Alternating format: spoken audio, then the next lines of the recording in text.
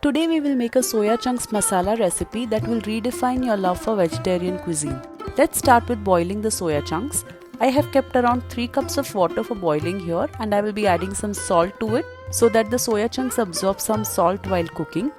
Then we will add around 3 cups of soya chunks.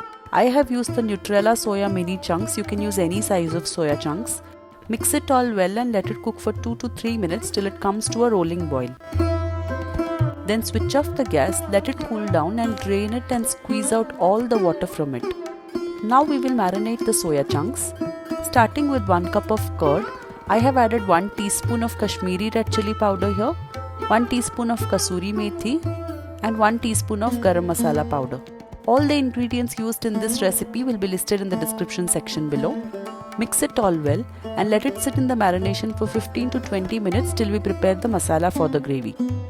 We will fry a few ingredients and then grind them into a smooth paste. In some oil, add in 1.5 teaspoon of cumin seeds and a few whole garam masalas that you have. I have used a bay leaf, stone flower, cinnamon stick, 2 cloves, 1 kapok bud, and you can use any other garam masalas that you have, but make sure that you use very small amount of it, as garam masalas are very potent and can overpower the dish if added in excess. Keep the flame on low so that none of the spices get burnt. Then I will be adding 3 teaspoons of coriander seeds. Then I'll add 2 large onions, 2-inch piece of ginger, 6 to 7 cloves of garlic. I missed adding cardamom earlier, so I'm adding it now. Once the onions turn translucent, I'll be adding 2 large tomatoes. I will add some salt so that the tomatoes release moisture and get soft faster. Mix it all well. I'm adding 3 green chillies. If you like the curry to be spicy, then increase it to 5 to 6 chillies. Mix it all well and cover and cook for 4 to 5 minutes till the tomatoes soften a bit. When the onions and the tomatoes are cooked, we will add in a big handful of coriander leaves and some mint leaves. If you're taking 1 cup of coriander leaves, then add half a cup of mint leaves. We don't have to cook the coriander and the mint leaves much, just saute them for 2 to 3 minutes. I'm adding some more salt to speed up the cooking process. Here is an interesting fact about mint leaves. In ancient times, particularly in Greece and Rome, mint was used as a symbol of hospitality. People used to rub mint leaves on tables before guests arrived to freshen up the space and create a welcoming atmosphere. Interesting, isn't it?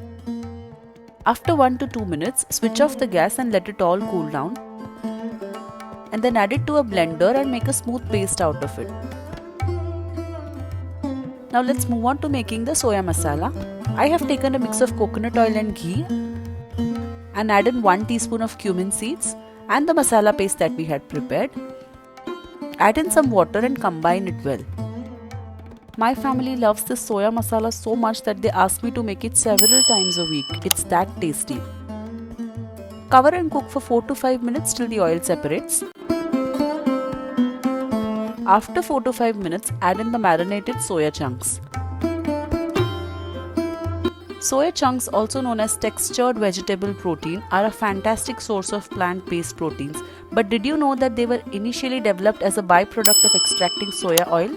The process of making soya chunks involves removing the oil from soya beans, and then what remains is processed into these soya chunks. Add around 1 to 2 cups of water and combine it all well.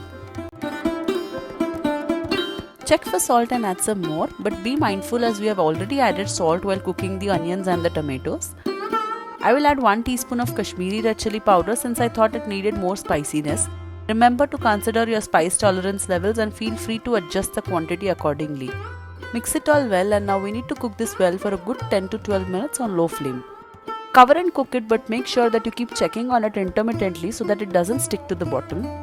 After 10 to 12 minutes, when you see that the oil has separated, it indicates that the soya masala is done. Garnish it with some coriander leaves. You can have this with rice, rotis, naans, parathas and so on. It looks very humble in its appearance, but it's packed with flavor and can give a tough competition to non-veg gravies. So do try this recipe out and let me know in the comment section about your opinions. If you liked the recipe, then kindly hit the like button and consider subscribing to my channel for more such content. Do leave your opinions and suggestions in the comment section below. Thank you for watching.